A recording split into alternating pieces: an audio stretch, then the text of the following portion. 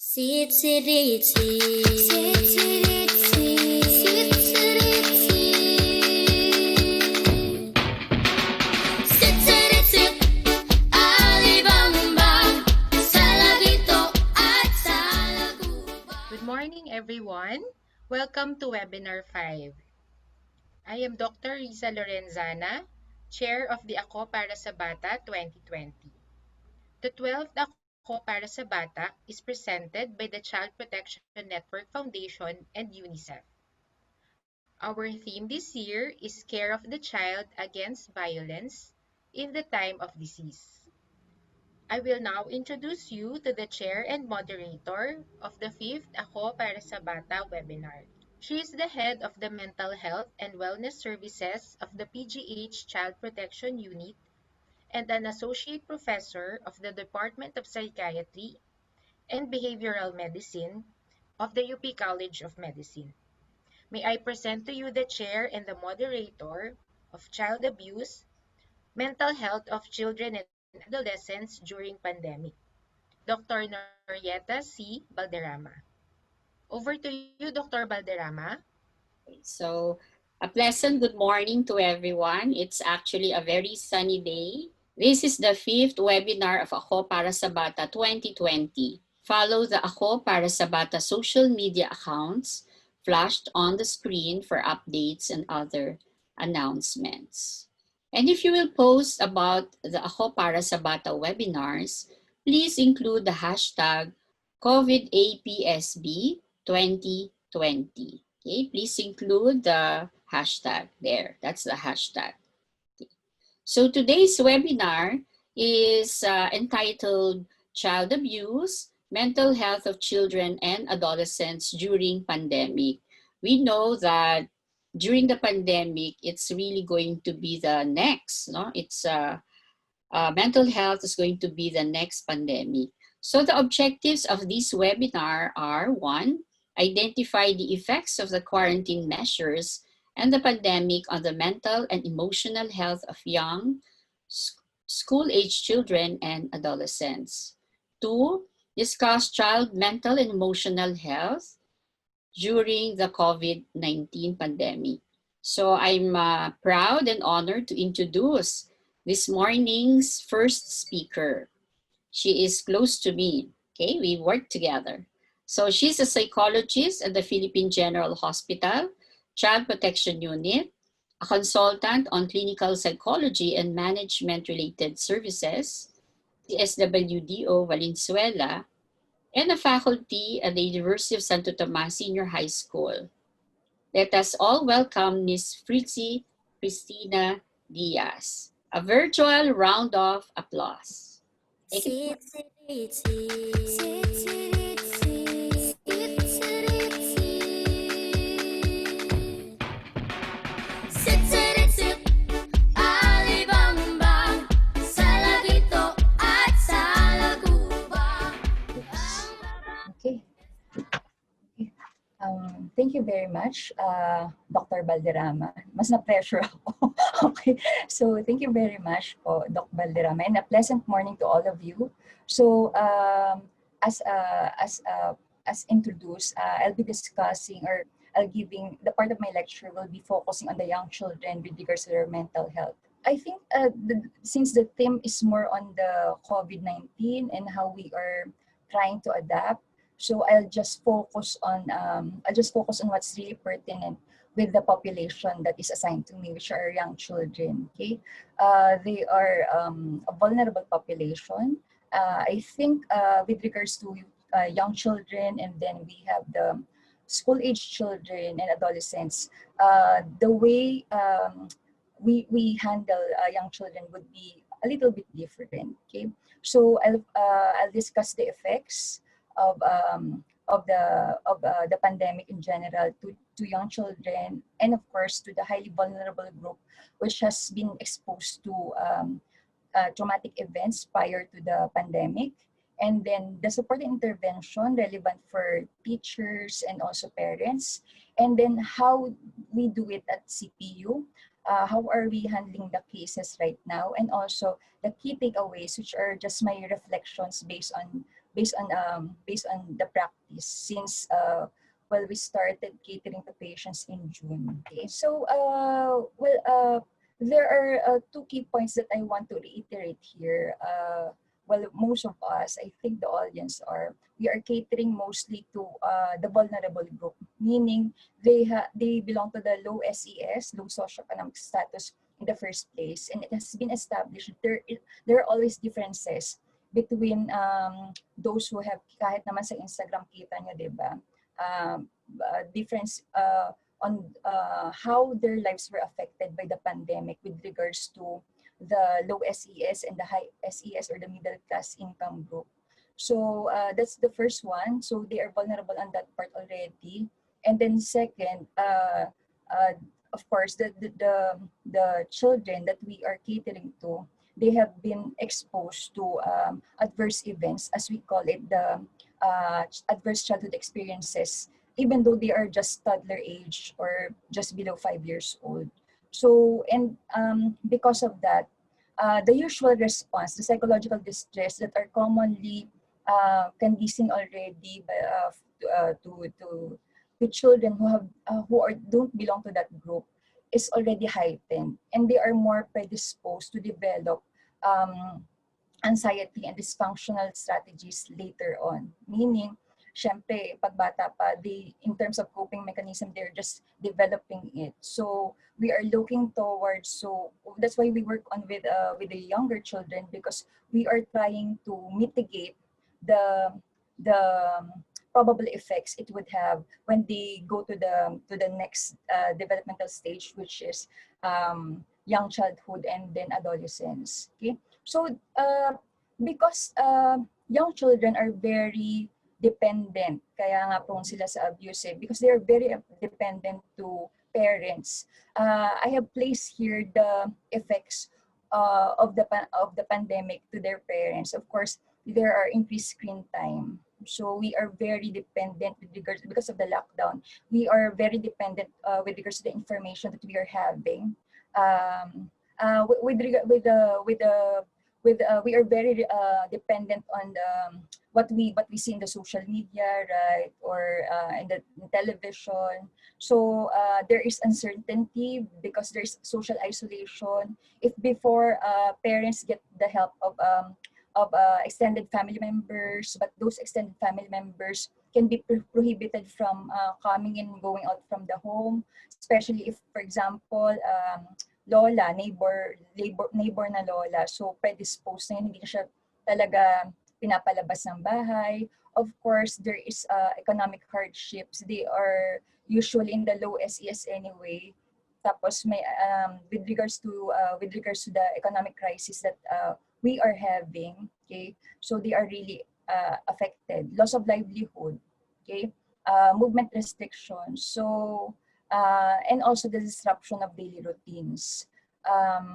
And of course, that can bring about feelings of uncertainty, anxiety, and also limited access to social support and services, because most of the services are geared towards the immediate support, di ba? Yung dole out, syempre, kasi kailangan talaga. We understand that. Pero because of that, the focus, rather on the mental health, the focus is what is the basic need, okay? And of course, the organization of hospital services. Even the effect in our transportation, it has a big impact. We saw it at CPU because during the lockdown, we of course skeletal force, but then there has been for a period of time we don't have any patients kasi walang transportation services, no? Well, this effect, although they are geared towards to the general, parents can more likely experience that, and because of that, it will have an indirect but significant effect to the young children because they are very dependent. Especially the children are very sensitive to the emotional state of the adults around them. They really need at this age group, 5 years old and below, they really need stability. Okay. Of course, there is decreased leisure activities, as simple as going to the neighbor's house and play. Okay, if they are in the daycare center, this already disrupted.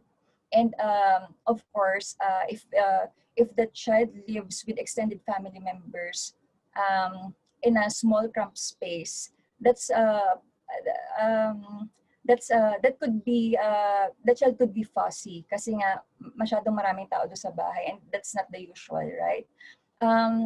Of course, it has been established that during pandemic, there's always an increase in risk of exposure because increased screen time, right? And then there's economic crisis, online sexual abuse, and also parental abuse because mainit nga ang ulo ng parents.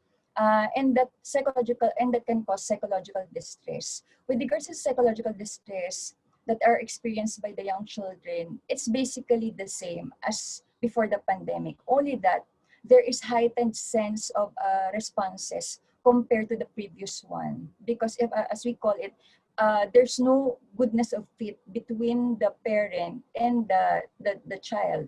Before the pandemic, if the child is irritable, the parents would adjust. With given the explanation, the parent would sasabihin nila pagpasensyahan na kasi may pinagdaraanan, no? But during this time, lahat everybody, even us, 'di ba? Even us may pinagdaraanan brought about by what we are experiencing right now. No? So these are the common symptoms that we see. These are the common symptoms that we see among young children, the population that I'm telling you about. Number one is the vegetative state, sleep problems. That's very common. There's difficulty in sleeping, okay, even waking up or taking a nap, okay, frequent nightmares. So for those who have been exposed to an adverse event, okay, let's say a traumatic event, as we call it, these are the things that we often as parents, kamusta ang tulog, okay? Only that this time around, it can be brought about by the current setup in the family routine, or it can be directly brought by the experience of the child. But nevertheless, the bottom line is we have to address. And then also we have misbehavior, or as parents call it, matigas ang ulo, pasaway po, pasaway. Yun kasi yun eh. And we have to ask, ano pong ibig sabihin nyo sa pasaway? I mean, what are the specific behaviors that made you think that your child is pasaway, as you call it, no? Pero oftentimes, as I mentioned earlier, these are brought about by young children. They are very perceptive, okay? These are usually brought about by young children sensing that their parents are stressed, okay?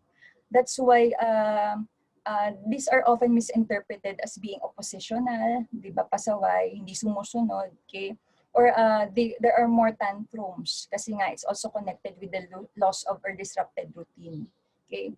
So, well, given that it's being explained to parents, di ba?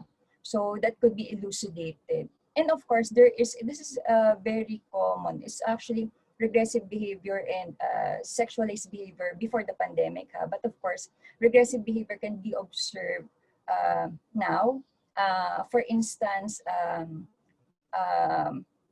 bedwetting, when it has been so long, like what, 2 years, no bad diapers, but then suddenly there's bedwetting, or what we call toileting accidents, okay? Thumb sucking, yung baby talk, pagpunta pala ng bata is something that I observe, and I often ask the parent, ganyan po ba talaga siya? Pang ilan siya sa pamilya? Because that way of speaking can be brought about by, of course, birth order, but then it can, so that I can also determine if it's really regressive behavior. Ganyan po talaga siya, or sabi ng parent, po nahihiya lang, di ba? So we often ask kung ano yung frequency ng regressive behavior na yun. And last but not the least, irritability. There is heightened arousal kasi, no? So sabi ko, there's no goodness of fit. Irritable parents make irritable child. Ganon, especially with young children.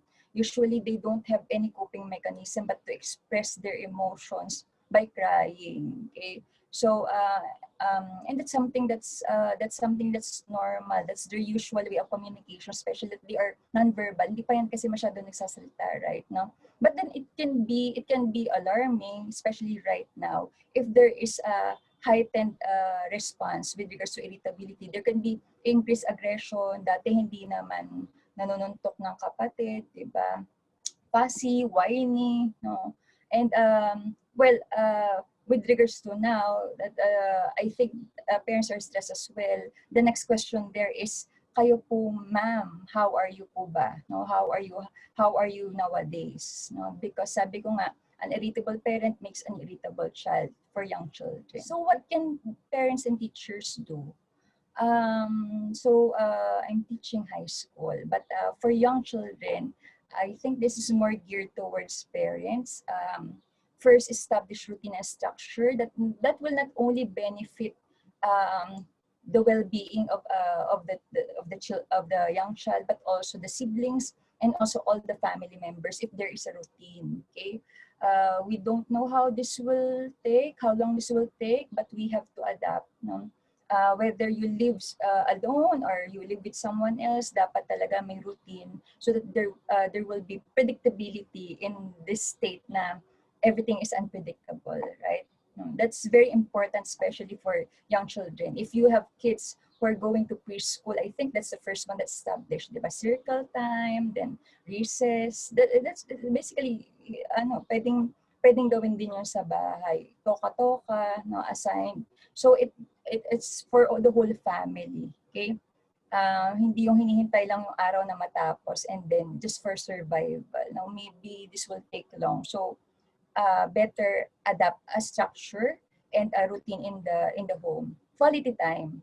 It cannot be helped that for this population, the young children, they will be always fussy and they will always be needy. They will be more needy than ever right now. Okay, especially that your attention as a parent will be divided. So for those who work from home or for those, kasi mas marami kung if the young child has siblings, syempre the child must be catered by all the other siblings must be catered as well. Kung online, simula na ang pasokan sa October 5, right?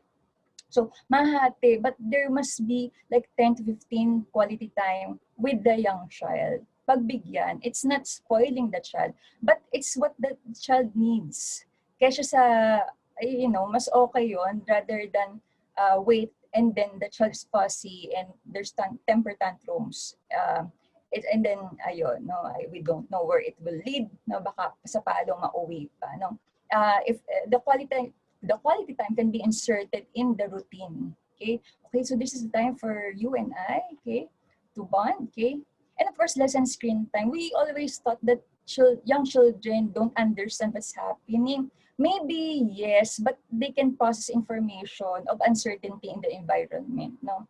Those bad news, whether it's real or fake news as they call it, the fear from their siblings and the anxiety from the siblings and the parents can be felt by the child.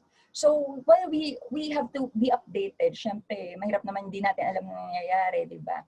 But then lessen the screen time, no?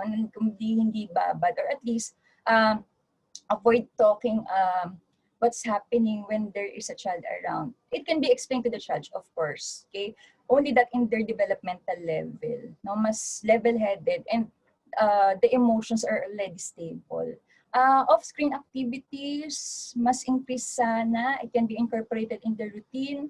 Hugs and cuddles. You see, young children, they are very touchy. When we see them in person at CPU, mahirap sabihin na, well, we're wearing PPE naman, but mahirap sabihin na, oops, no touching. They're in the sensory motor stage. It's hard to disrupt the blossoming relationship. So who can more give it to them? Not the therapist, but rather it would be the parents, no?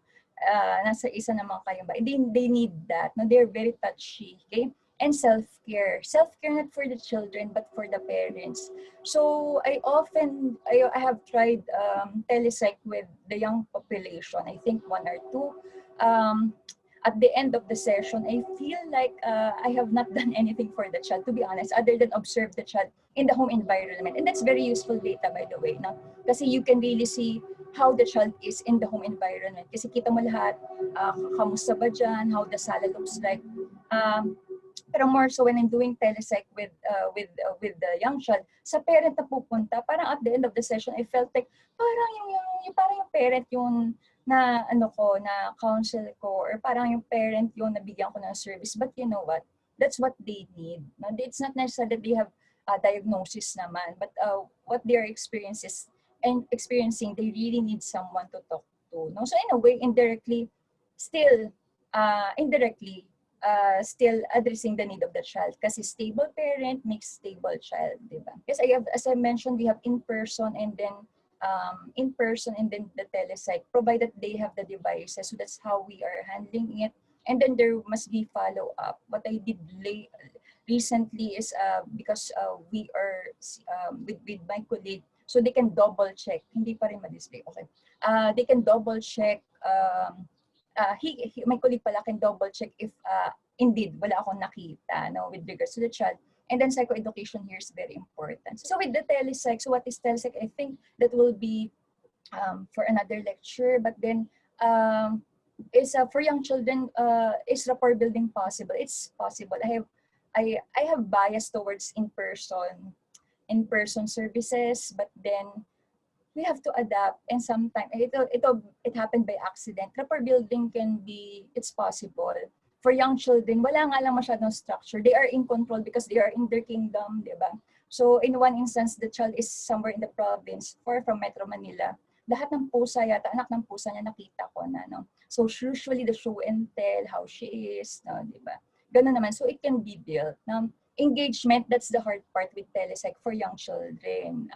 Kaya personally, I prefer na in-person na lang. No? It's hard to keep them engaged because you're at the opposite side of the screen and he or she is in control of the environment.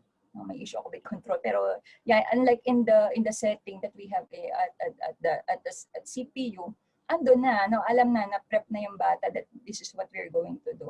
But I have mentioned a while ago, the good thing there is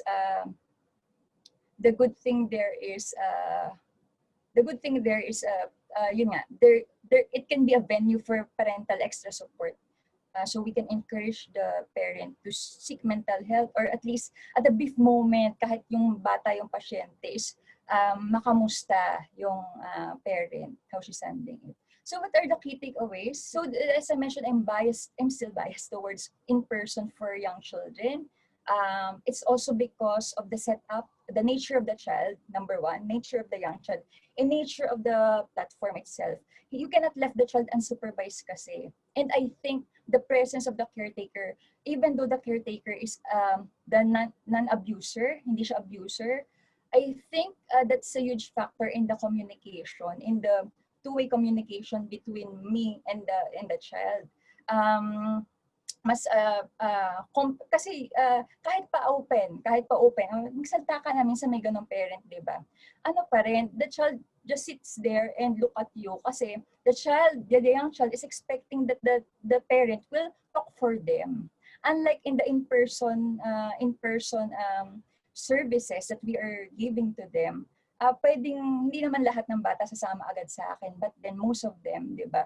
Pag upo na doon, ang bilis ng rapport building without looking at the mother or the father kung what to say next. So siguro that's where my bias is coming from. And also, pero before I'm resistant because we have to wear PPE, and hindi naman ako medical doctor, or the basis of what we are doing is really the therapeutic relationship, and we do it with daldal, di ba? It's communication. And sa PPE, the facial expression it's done and over with. But you know what?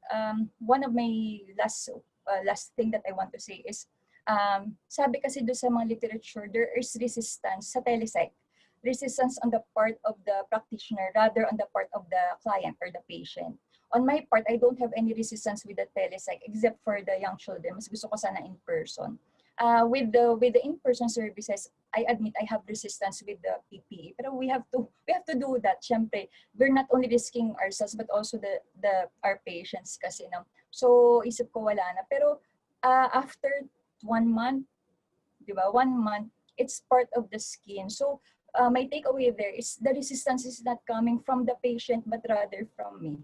ako pala yung ayaw. Kasi wala naman, there's no basis for the child na mag-compare na, dati hindi naman ganito. Ako yung may comparison, dati hindi ganito. When I smile, the child can see that, no? They can touch my stockings when they want to, no? Eh, ako yung may point of comparison, not the patient. The young child will take everything that she can or he can when he is in the therapy room, no? So I think it's a part of just adaptation, and we all adapt and we all prepare. Okay, so thank you very much, Ms. Fritz Diaz. I think you will agree that it was very enlightening. And so before we proceed to the next lecture, can you just take a deep breath? Inhale and then exhale. Okay, so we will now proceed to the next lecturer. Are you all excited? Okay, so our next lecturer is dashing, energetic psychologist of Child Protection Unit. He is a member of the American Academy of Experts in Traumatic Stress, as well as the Psychological Association of the Philippines. He is also a certified practitioner and supervisor, trauma-informed psychosocial processing. May I proudly present to you another colleague at the Child Protection Unit, Mr. Jason Ray Barlaan. Yes, hello, good morning. Thank you po, Dr. Balderrama. Thank you for that. Thank you for the dashing and the energetic, I doubt. Okay, good morning, everyone. So I'll be continuing the discussion of Ms. Fritzy, but this time we'll be talking about the school age. So this is the population na papasok this coming October 5. No? These are these kids. So let me now begin.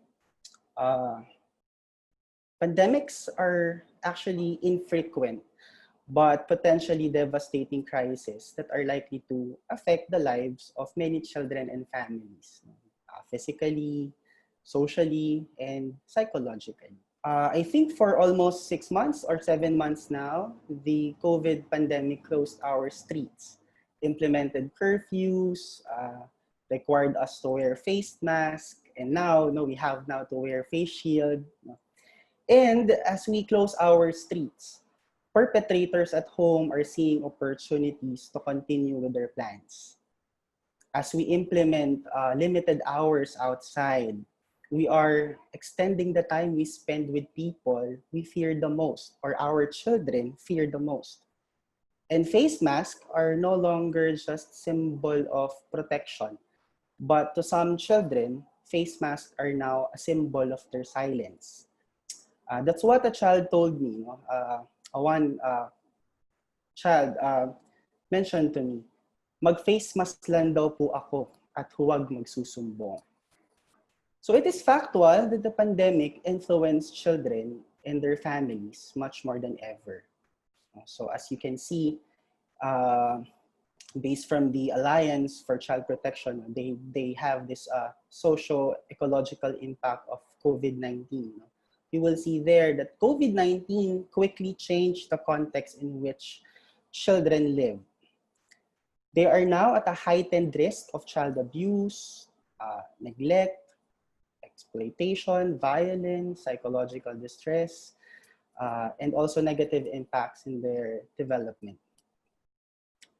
Children who have been quarantined in a violent or abusive situation are also at risk for trauma right now. So imagine a child living with a alcoholic father. So meron tayong alcohol ban, di ba? Liquor ban. So imagine that, no? If a father or somebody living at home is addicted to alcohol and there's no way to have him drink those kinds of liquids, it might be the attention may be lead now to the child. Whether or not clinical trauma is involved, the main thing is to look out for significant changes in your child's feelings or behaviors that don't go away over time. Okay? So let's say, for example, if a child is withdrawn from the family or has stopped caring about interests or activities that they used to enjoy before, those are actually red flags. Those are actually red flags. So dapat you have to catch it. It could be adjustment or it could be trauma. Okay, so we'll be talking about that more later. So what happened? Now this is I think this has been mentioned by Miss Fritzi Diaz earlier. So what happened? So generally, children need structured routines, predictability, healthy caretakers. And the problem with this pandemic is that it disrupted all routines. And our kids, including when they play, how they play, their sleeping and eating patterns. They have also disrupted summer plans, yung mga outings natin, yung mga swimmings, celebrations at home and in school.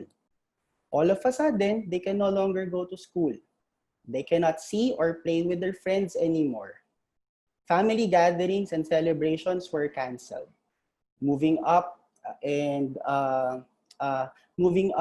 recognition, ceremonies were canceled and also postponed. There's a very little predictability. Kids are actually asking now, diba? When we can go back to normal, kailan ba tayo babalik sa normal natin? And we can't really tell them, actually. We can't really tell them. Although, I think some of us is guilty to this, we keep on saying them when this is over, kapag tapos na to. Apparently, experts, among others, think that there might be no when this is over. We need to be aware that this won't be over for a long time, and we shouldn't think it all going back to normal when there are no more cases. It's not the case, actually. In addition to this, they are also asking when they can go back to school. Sorry, can you please go back to the previous slide? Siguro ito rin yung tanong nila, diba? Parang kailan sila babalik sa school? Kailan namin makikita yung mga friends namin? And actually, meron din isang client, isang patient na sabi sa akin, ang tanong daw niya sa mother niya is kailan daw niya makukuha yung mga libro niya na nasa locker niya? Kailan niya makukuha yung mga gamit niya na nasa locker niya?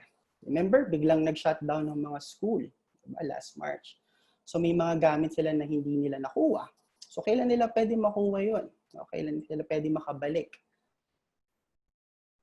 And of course, grown-ups, healthy caretakers. This has been mentioned by Ms. Fritz.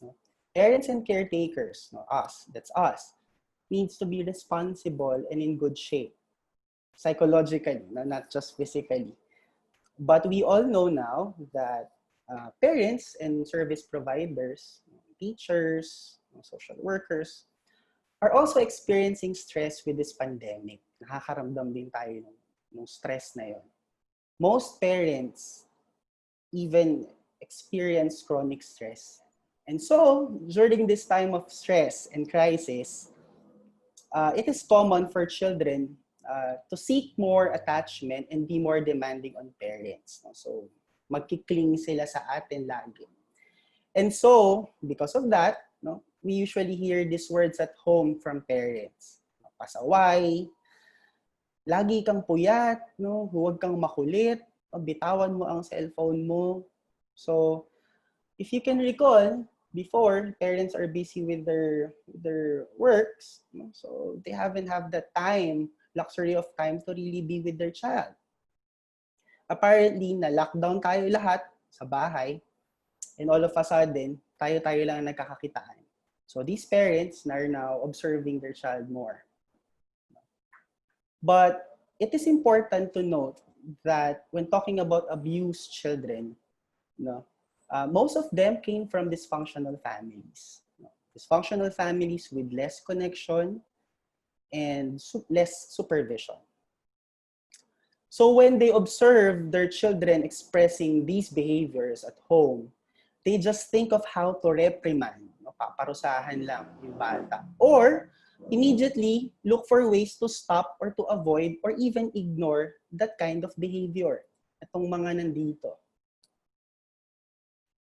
So looking at these behaviors as difficult and problematic is very easy. Madaling sabihin na, ay, problema yan. No? Madaling sabihin na sobrang hirap kasi pasaway. Madaling sabihin yun. But with social distancing, lockdowns, and lack of structured routines, children are less likely to be physically active now. This is according to a Chinese study conducted in Beijing. A drop of 7.3 hours per week in their physical activities, and about 30 hours per week of screen time, increase in their screen time. So imagine that. That's an additional 4 hours per day of screen time. So if you're, imagine a kid, who's on a regular scenario, spend 8 hours, imagine, plus 4. So that's 12 hours in a day. So how much more yung mga bata pa na mas ano pa doon, mas matagal pa yung screen time nila. And in Italy, parents of school-age children reported anxiety and shortness of breath with their children. So parents are also observing this. Sorry for that, medyo nasira ata yung font, but it's also a study in Italy. The study showed sleeping timing of kids or children during the lockdowns strongly shifted. It shifted. They went to bed roughly 53 minutes late and woke up 66 minutes later than usual. So imagine that, no? So nag-adjust yung kanilang sleeping time. These changes, together with reported difficulties of following routines, may actually indicate substantial breakdown in their daily routines. This aspect is particularly relevant because one of the most protective factors in preserving our mental health and our child's mental health as well is a pre-planned day, a structured day. So yun yung kailangan. Apparently, nasira itong mga to, as what the previous speaker has been talking. These behaviors, itong mga nandito na nakasulat dyan lahat, are actually expressions of how they feel and think. These are expressions of how they feel and think. So, as these are expressions, these behaviors have meanings. Yung lakad ng lakad can be a sign of anxiety. I have one client, sabi nung mother niya, papanik panaog sa taas. At inaayos niya yung mga nakatiklop niyang gamit. Yung mga nakatiklop niyang damit ay titiklopin niya ulit. Guguluhin niya tapos tinitiklop niya ulit. Can be a sign of anxiety or confusion, yung balisa, yun yung term natin. Ayaw kumain may be a sign of sadness or depression. Gustong lumabas may be a sign of being exhausted. So these words are actually they have meanings. These behaviors have meanings. So remember, emotions are information. It's letting you know that we are living in a scary thing or a scary place, especially right now. Fear and anxiety, for example, are appropriate responses to uncertainty that we are all feeling right now. So we are all uncertain. So allow yourself and allow your child to be anxious, especially at this time. It is a normal and expected response, actually. Okay? So some children generally don't show exaggerated signs of fears to the point of it's like a trauma.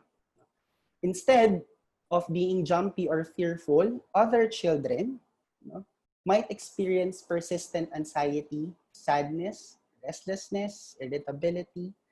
These can be signs of adjustment problem. Itong mga to, yung persistent anxiety, persistent restlessness, irritability, this might be sign of signs of a adjustment problem. And because of that, no, I've Googled around and searched these headlines. Coronavirus, children developing post-traumatic stress from the pandemic, lockdowns are perfect storm for abused children. Italy survey finds irritability, anxiety in lockdown kids. No?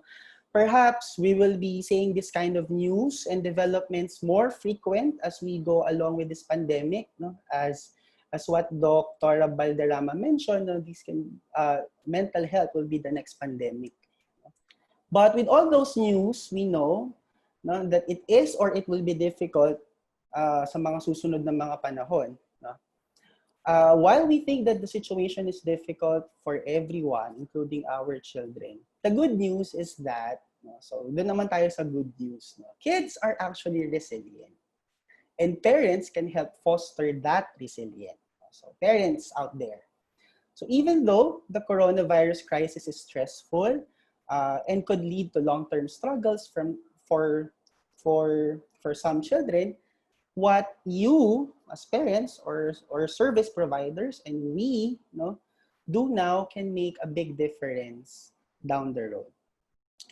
So these are some guidelines for parents and other service providers, teachers, etc. So there are actually various online resources on how we can support and help our children to lessen the impact of the pandemic.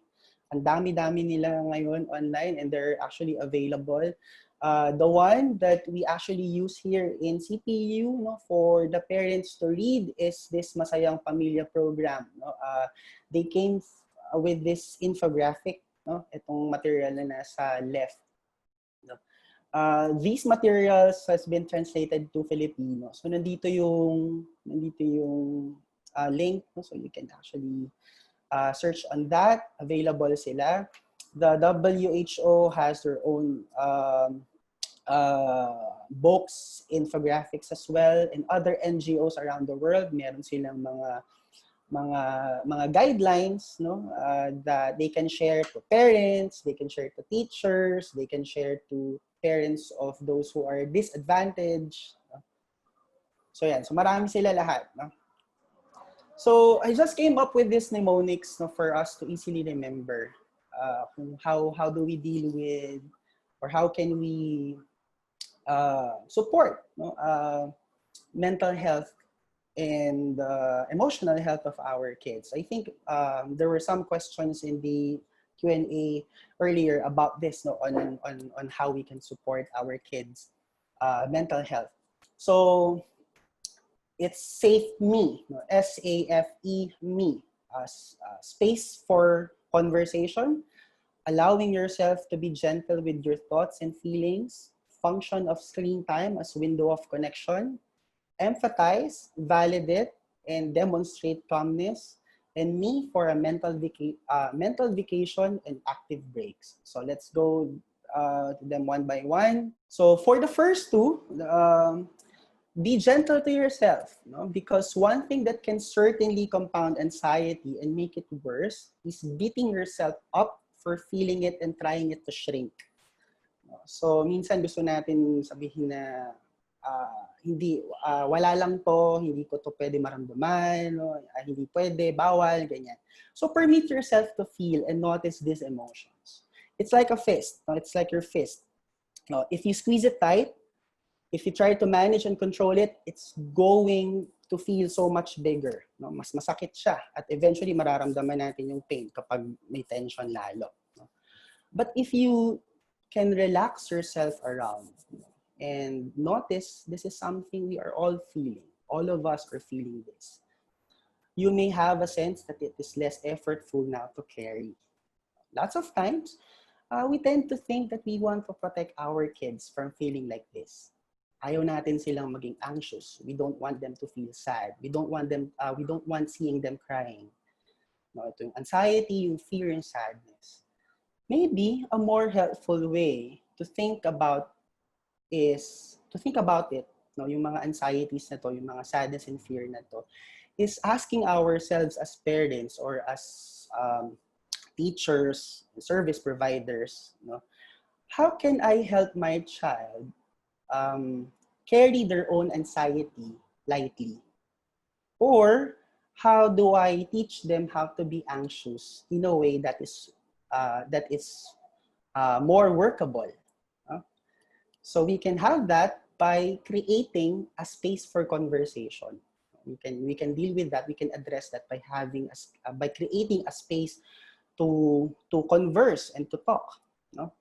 So show that you are available to talk, ma'am, but don't force the conversation, no, at the wrong time, as this may be as the child may feel intrusive. So as much as possible, you have to be open and consistently available to them, allowing conversation to flow when the child is ready and willing to talk.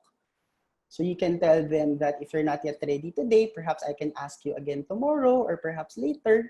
No, I can ask you again that question, or you can approach me anytime. No? So children often find it easier to talk while doing another activity, such as drawing, checking on pets and plants. Ayan, marami tayo ngayon ganyan, yung mga nasa into plants. No? And maraming mga pets ngayon ang napagdidiskitahan online. Ang daming videos about pets. But just a pointer, no, a very quick one.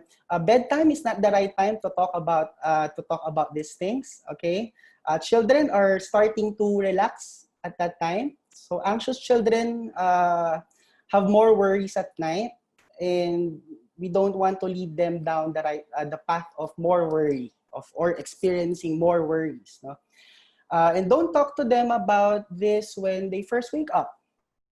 So when is the best time? Find the time, a neutral time, perhaps, when there hasn't been a big argument, after a shower, perhaps, or while watching a movie or a television show, which you can make a discussion around. So look for a calm moment. That's what we are looking for. For the third and the fourth, function of screen time as window of connection, perhaps this is one of the questions na lahat tayo ay meron, no? Lahat ay online. Everyone is now online, no? So, but let's admit it, most, if not all, children are more fluent online than adults, than us. The function of screens have changed during the pandemic, when gadgets are now windows of connection to those people that we love, right? So I think, personally, having a one-size-fits-all screen policy isn't going to help. Yung policy before nyo about screen time, you have to revisit it again. Baka may kailangan ng ibahin, may kailangan ng gawin ulit doon. But really attending to what's the function of being on screen matters. So tingnan natin, ano yung function ng screen time for them? So like we ask, what is this child doing on the screen? And if they are connecting with friends, maybe that's okay. If they are Zooming with family members that you can't be with or they can't be with, perhaps that's also okay. If they're gaming online, ito yun, a lot of kids, and for some kids who are socially anxious, this can be a blessing and also a curse. Because some kids do get addicted to screens, as we all know. And it's really hard for them to get off. And for some, I think, yung transition ng on and off screen is very, very hard and actually can lead to explosions. Ito yung mga habang naglalaro, biglang papatigilin mo, or habang nakikipag-chat, biglang papatigilin mo. Kaya nagkakaroon ng mga argument sa bahay. Napapasigaw, napapasagot siya. So, that being said, it's really important that parents at least know a little bit about who are these kids are talking to. Because we all know for a fact that there are predators online. Sabi dun sa isang study ng ECPAT, about 37% of abused children online connected to strangers, no? Using their social media accounts. So honestly, no, honestly speaking, it is difficult to monitor screen time of your child all the time. But I think, no, teaching our children how to be safe online is important. And there's a number of resources you can search in the internet. No? We have to teach them healthy screen behaviors. And I think this is also useful for teachers, no? For those who are having their online classes. No? Perhaps it will help if 2 minutes or 5 minutes of your time will be for this discussion about healthy screen behaviors. How are they going to behave online? So let's say, for example, parents can spend time with their children online. Um, Parents, help your child learn to keep personal information private, especially from strangers. Promote and monitor good behavior online and on video calls. You know? And also monitor recorded videos. No? At times, meron tayong mga TikTok, mga ganyan. We need to monitor those, and we need to guide them on what kind of videos, no, to upload, because this can be a source of bullying eventually. Remember, these videos and pictures will be there forever. So kung ano man ang gawin doon ng mga taong nanonood ay we don't know, no, eventually. So pwede siyang maging source of bullying. Encourage your children to be kind and respectful to classmates. To be mindful of what clothes they wear, and to avoid joining video calls from a bedroom, places where they can be alone. No? I always advise parents of our clients here or mga kids, no, na to let their children wear pa rin yung uniform para they still have that feel, no? And kung kailangan na meron pa ring bag, meron pa ring mga gamit, gawin pa din 'yun, no? Para at least nandun pa rin yung school feel para sa mga bata. Next slide, please. Patapos na rin po ako. Next slide, please.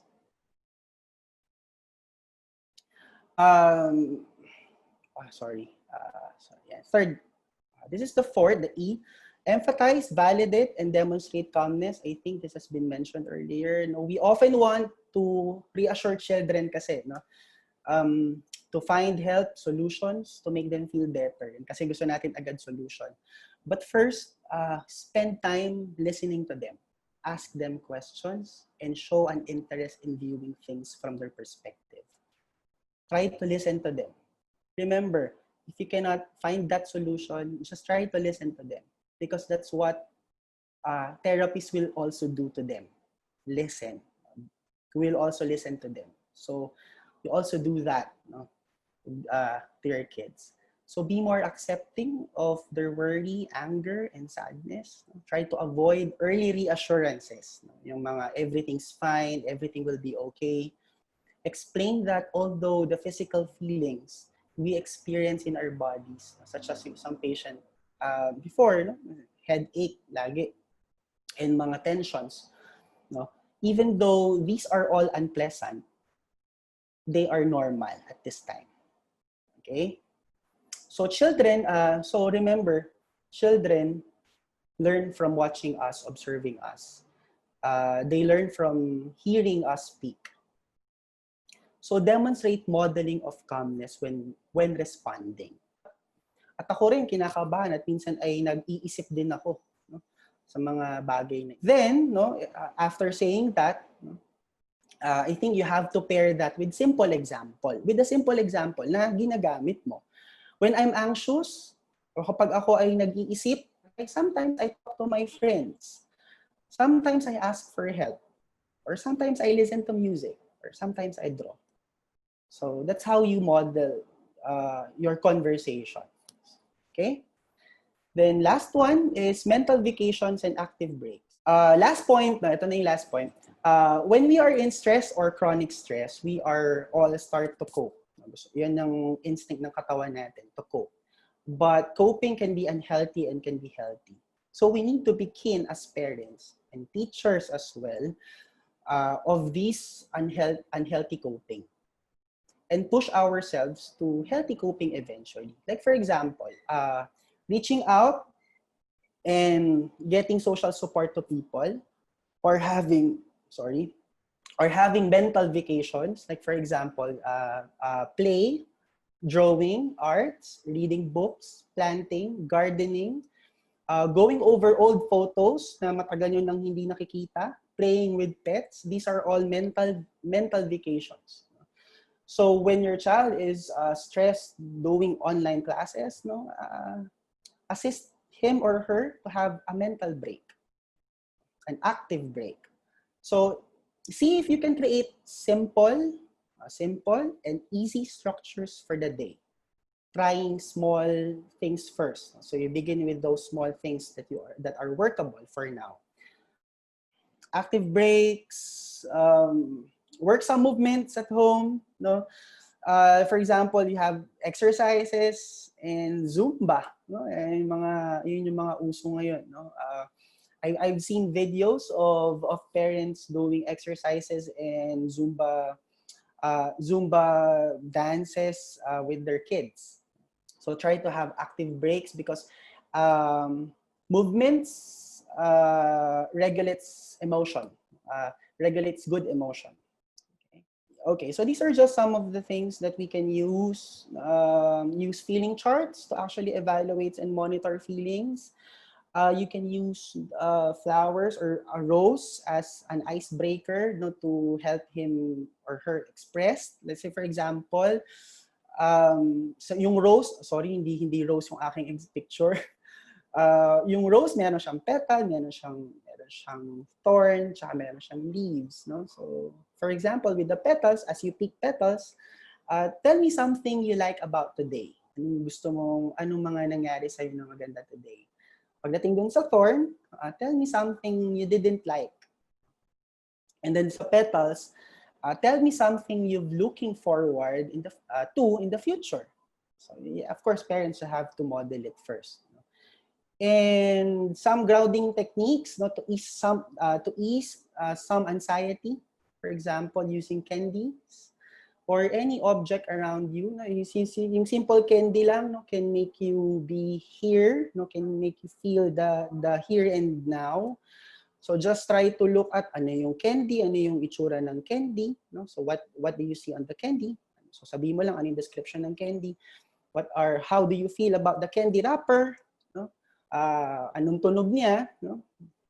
Anong smell? And eventually, ano yung taste? So these are all things to make you feel the here and now. So ganun din sa mga bata. Okay? And lastly, I want to end my presentation. Next slide, please. With this quote from Kelly Bartlett: a child whose behavior pushes you away is a child who needs connection before anything else. So that's it. Thank you for your attention. Okay, so to the 2,500 viewers, join me in giving Mr. Jason Barlaan a virtual applause. Okay, so I think you will agree. One of the viewers said, Arlene Obayan said, I love the way you explain, very interesting and informative.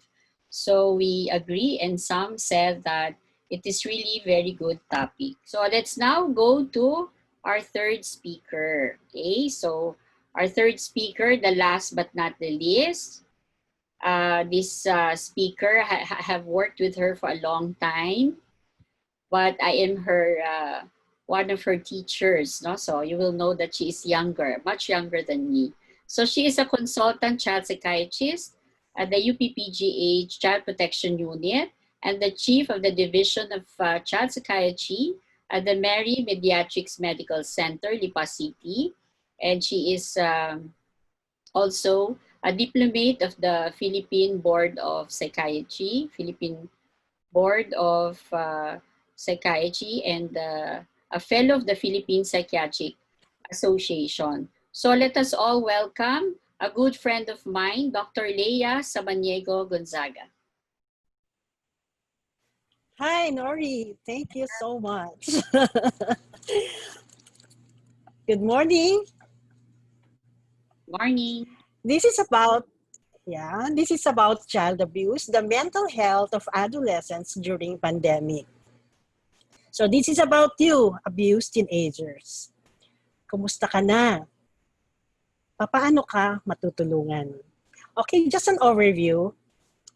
We know that the adolescence is the developmental stage during which children become adults. So intellectually, physically, hormonally, socially, emotionally. It is full of changes and transformation. Yes, I'm talking about you teenagers and adolescents. You in the early phase, 12 to 14 years old, middle phase, 14 to 16, and the late phase, the 17 to 19 years old. In adolescent period, we are all aware of these following changes. Even without abuse, and even without pandemic, from the internet addiction down to the sexual orientation and appearance issues. These are the challenges of the adolescents. Hence, since March, with our quarantine, lockdown, pandemic, kumusta na ba ang ating mga abused teenagers? But this is my concern today. The abused, the maltreated adolescent, physically abused, sexually abused, psychologically abused, and those who are neglected. This is the reality. Even without this pandemic, this COVID pandemic, there are mental and emotional consequences of adolescent abuse. They are hyperactive, poor relationship, school performance, low self-esteem, there are delinquency, madaming conduct-related legal problems. Down to this, if you will see my slide, down to this diagnosed psychiatric disorder, the major depression, the PTSD, etc. And what is the impact of pandemic to the abused adolescents? Or what is the impact of pandemic to the abused adolescents who are already diagnosed with mental and emotional disorders? You know, this COVID pandemic is really affecting these young people. Look at that. The social distancing measures. Sabi ng mga adolescents, paano na yung barkada ko? Paano na yung boyfriend ko or yung girlfriend ko? The extended home confinement.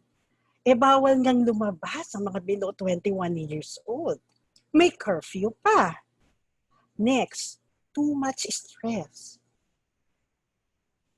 Mga adolescents, may quarantine fatigue na ba kayo? Intrafamilial violence. Mismo ba sa bahay nyo, may violence ba? Or abuse? Social media. Okay. Daytime, internet, social media. Nighttime, internet, social media. May Netflix pa. May online schooling pa. Sobra overuse of social media and internet. Then, lastly, the grief.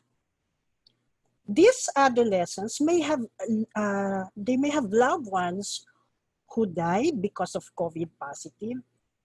Diba? We know there are no goodbyes, no rituals. So, how are you, adolescents? How are you affected? The abused adolescents. Lack of access to mental health. Sarado na nga ang mga outpatients natin. Ang mga clinics, yung mga special school, na-stop na mga check-ups and follow-up. Sasabihin nila, paano na ako? Paano na yung gamot ko? Paano na yung therapy ko? So, you see a lot of frustrations, anxiety, sudden school break, canceled anticipated events. How will I pass my grade 10? Paano na yung graduation namin? Paano na yung entrance test ko sa UP, sa Ateneo, or sa BSU? Okay, next is the home confinement or the social isolation and abusive home. kung mabuso nga sa akin, nasa loob mismo ng bahay namin. Nawawala lang yung distress ko pagpapasok na ako sa school. At saka pagkasama ko yung mga kaibigan ko na social, na home confinement pa ako. Okay? Next is the disruptive social relationship. Malayo na ako sa mga friends ko. Next is the loss of job. For those teenagers or our adolescents who are part-time workers, ano na yun? Or my father lost his job. Or nagsara na yung restaurant namin. Or yung karinderya namin. Saan na kami kukuha ng panggastos? Frustrations, sadness, desperations, anger, or maybe loss of hope. How about our special kids, or the special children? No more occupational therapy, no more speech therapy. So they become irritable and they become short-tempered. Disruption of daily routine. Okay, abused teenagers, are you sleeping all day? Or are you in the internet or Netflix all night? How is your sleep pattern? Have you become irritable lately or with loss of energy? Are you having acute and chronic stress? Or lots and lots of worries for your family and for yourself? Let us have clinical vignettes or short stories of these 5 abused adolescents. We have 5 cases. Let's go first to case of Lazzy A. Before the pandemic, she had mild to moderate trauma secondary to sexual abuse. The perpetrator was a neighbor. Suddenly, she was overwhelmed with the news of relatives who are COVID positive. Okay, the second stressor, during online class, subject ang science nila ha, they discussed the reproductive organs. She was affected by the discussion. And then since then, she was observed to have panic attacks, moderate anxiety symptoms, and sleep difficulty. So trauma symptoms started to reappear. So telepsychiatry was done, and then appropriate interventions were given and instructed to the patient and then the relatives, including some stress-reducing actions, relaxation techniques, and anti-anxiety medicines as needed. Let's go to the second case, the case of Japa B. This is a 15-year-old female who has physical abuse and emotional abuse. The perpetrator, her elder brother. She said, "Masaya lang po ako pag may school kasi nakakalayo ako sa kuya ko. Sinasaktan niya po kasi ako eh." Okay, Japa B has a mild to moderate depression. She has low self-esteem with occasional panic attacks. These are anxiety attacks. So appropriate interventions also are given. She would advise to bring her mother to the clinic. Let's go to the third. Lopa C. Lopa C is a 17-year-old male diagnosed to have major depression. And he's on maintenance medication. He also has history of emotional abuse, physical abuse. The perpetrator, the stepfather. Nung orientation po ng online class namin, nagbotohan ng class officers. One classmate nominated me to be the president. Pero nung botohan, 0 votes po ako. Kahit yung nag-nominate, hindi naman po ako binoto. Niloloko lang nila ako. Bullying po yun. Her mental status exam of this patient, there is auditory hallucination, Sabi po ng mga boses, tumalon na po ako. Next, merong persecutory delusion. Pinagkakaisahan po nila ako. Lahat sila. Third, there are suicidal thoughts. Gusto ko na pong mamatay. You know what happened? He was admitted to the psychiatry ward. Okay. Case number 4. Leon is a 17 years old, male, sexually abused by an uncle since 9 years old. 8 taon na siyang inaabuso ng kanyang tiyuhin.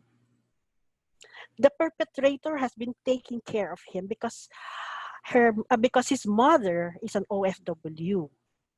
He said, ang aking ina na OFW sa US ay na-lockdown po dito sa Philippines. Kaya sa kanya ako nagstay na matagal. Nung napainom po ako ng alak ng mga pinsan ko, nasabi ko bigla yung mga dinanas ko pamula pa nung 9 years old ako. So after that disclosure, legal action was done. And all relatives are very supportive of him. Upon psychiatric evaluation, he is diagnosed to have major depressive disorder, post-traumatic stress disorder. So he was also given intervention on outpatient basis. Well, the lockdown is a blessing to this adolescent. Now, our last case, Mika E. Mika E has a history of multiple abuses, sexually abuse, physical abuse, emotional abuse. Her perpetrator, her father. She has maintenance medication for her major depression and post-traumatic stress disorder. Before the lockdown, she had a part-time job. She said, Doctor, I lost my job. Nagsara yung restaurant ng mother ko. She is a single mom. Walang ibang tutulong sa amin. Kung tatagal pa ito, pandemic, saan kami kukuha ng ikabubuhay? Paano ako bibili ng mga maintenance medication ko? She was referred to the social service or the DSWD. My teleaudience, I'm about to finish, and these are my last 3 slides. Our abused adolescents grow up in a world where society and the economic model are dramatically transformed in order to face this pandemic and protect our population. Our abused adolescents, they are vulnerable. They require careful considerations by the caregiver, by us, and the healthcare system adjustment. Our abused adolescents, let's give them mental health support despite the lockdown. Thank you very much. Okay, so thank you, Leia, my good friend, my BFF, for that very informative lecture. So let's give her a virtual applause all together. And Anna Rose Benaventura said she loved how informative your lecture is.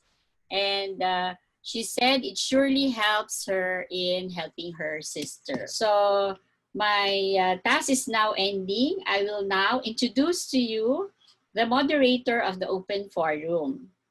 So she's another colleague at the Child Protection Unit. She's a therapist at the Child Protection Unit and a facilitator of the Masayang Pamilya para sa Batang Pilipino programa or program of PGH Child Protection Unit. Miss Annalyn Lindo, over to you. Take it away. It's your turn. Thank you very much, Dr. Nori. Marami pong salamat. Okay, so now let's proceed to the open forum. May I call on our speakers? Please turn on your video. Now, I got this first question, and this is for Siya Miss ayaw Kitty mag-video. Diaz. Okay. This question is, when the child was abused, she was only 4 years old and could not remember. What happened? Will this affect her mental health? Ano pong masasabi ninyo dito, Ma'am Fritzy? Okay, so with regards to that question, 4 years old, cannot remember the alleged abuse, right? Okay, so there are two things that I want to factor in there that are very important. The first one is readiness, okay?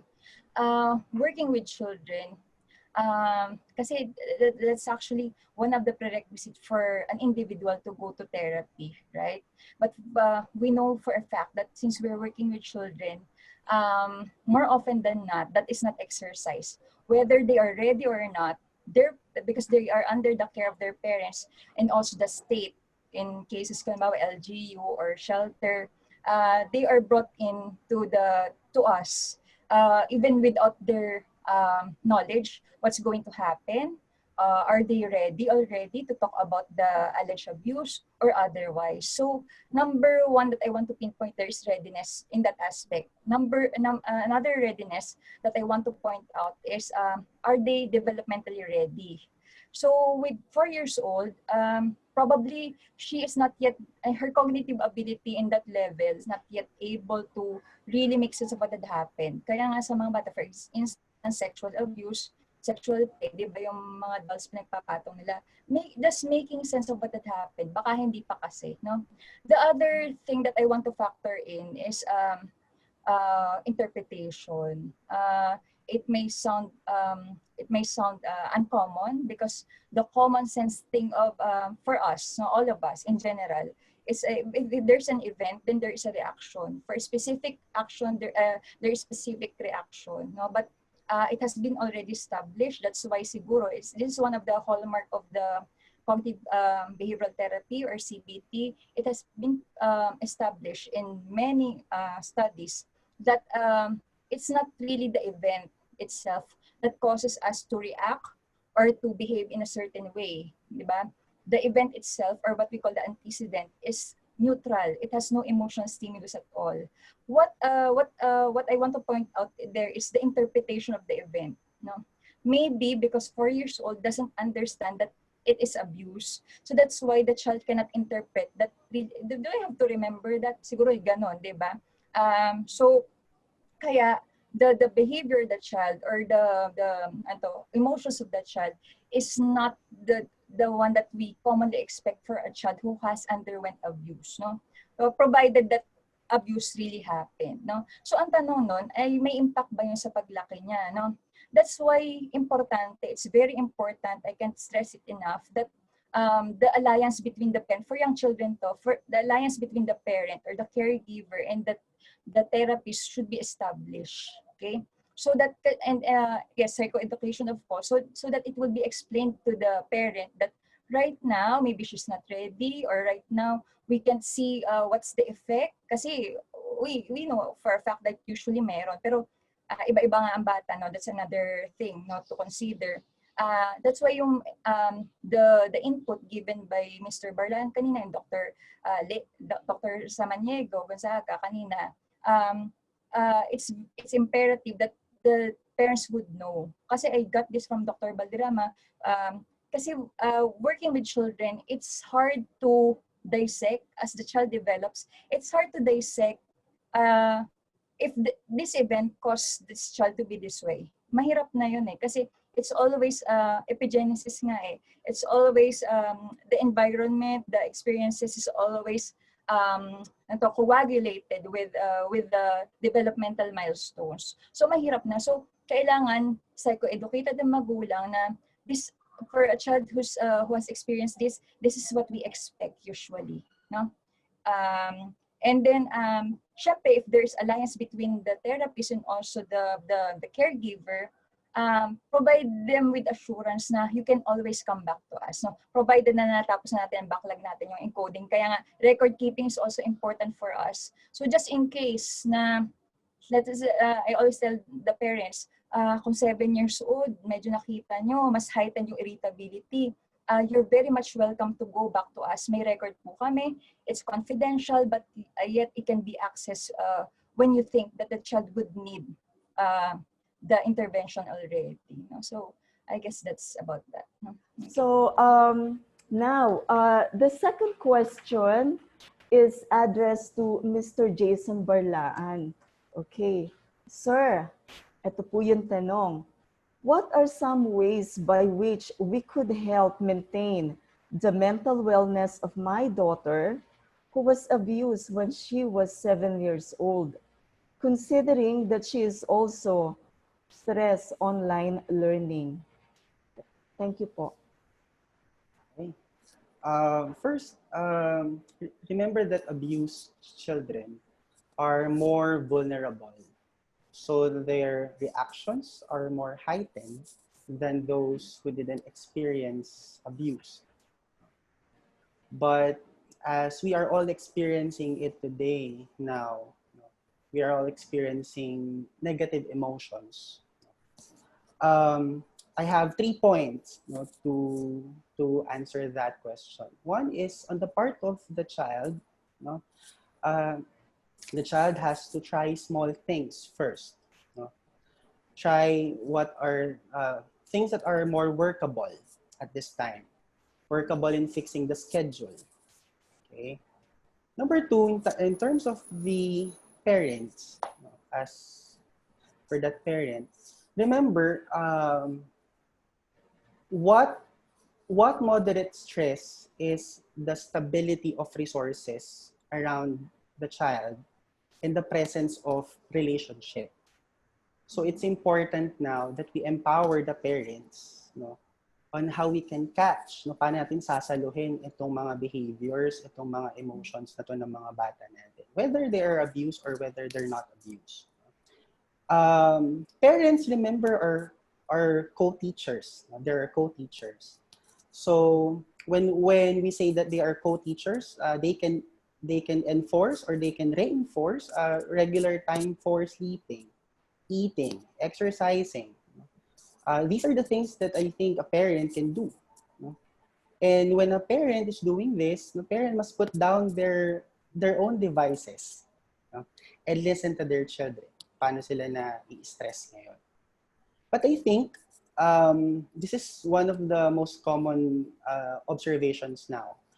Our parents are also stressed, right?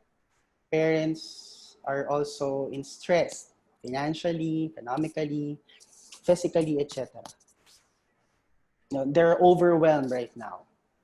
So the parents should look for other relationships yung kanyang anak ay meron. So these are the teachers. So since these are online schooling, online lectures are now happening. So teachers are also partners. So partner with your teachers. Set expectations. I think, personally, I think we need to, learning and teaching now should be more relational, rather than transactional. We need to teach children soft skills, how to be compassionate, how to empathize, how to be kind, not just for others but also for themselves. So to answer that question now, parents need to collaborate with her child and the teachers, setting expectations and setting short-term goals. Let's say, for example, so that a teacher should know when to spot a child who is in distress, perhaps, or who is stressed online. So ano ba yung mechanism? Ano yung reporting mechanism ng mga teachers at their end to communicate that to the parents? Eventually, this will be a routine which we can help yung mga bata, itong mga online schoolers natin. If they see that the relationships around him or her, school at home, are all stable, are all okay, So they will feel safer as well. So they will feel safer psychologically, they will feel safer emotionally. No? And then, school now, perhaps the school performance will now be better. Okay, thank you so much, Sir Jason Barlaan, for that very, very good and insightful answer. You know, I hope marami po tayong natutunan, especially at this time na mother or parents are also very stressed out. You know, marami din po silang mga gustong iparating. You know, na kahirapan. So I'm sure with your answer, I'm sure nakapagbigay po tayo ng kalinawan. Okay? Now, this question is for Dr. Leah Samaniego Gonzaga. Doc, meron na naman po tayong another scenario dito. Question. Okay, it says here, my 16-year-old child is diagnosed to have a major depressive disorder. She also has a history of multiple abuse, physical, sexual, and psychological. Her father is the perpetrator. The psychiatrist recommends medication. Now, ang tanong, should I medicate the child? Okay, that's Okay. it. The last sentence was, the question is, should I medicate my child? Okay. I feel strongly that it can be made only after you weigh the risk-benefit ratio, meaning there are more benefits than the potential risk. And this should be discussed with your physician after a thorough evaluation of that child. But merong isa pa dong issue meron bang immediate safety ng child, ng adolescent? Immediate safety concerns or in danger ba siya? Kasi emergency na yon. So wala tayong choice. I-medicate mo siya talaga. Okay? Number 3. I also want to be sure that appropriate non-drug interventions have been tried, just like yung mga behavioral strategies natin or yung mga BMT, behavior modification techniques. I think that's all. So thank you so much, Dr. Gonzaga, for that wonderful answer. Okay, now thank you to all our panelists, and thank you all to our attendees for your active participation. Sip, sip, sip, sip, sip, sip.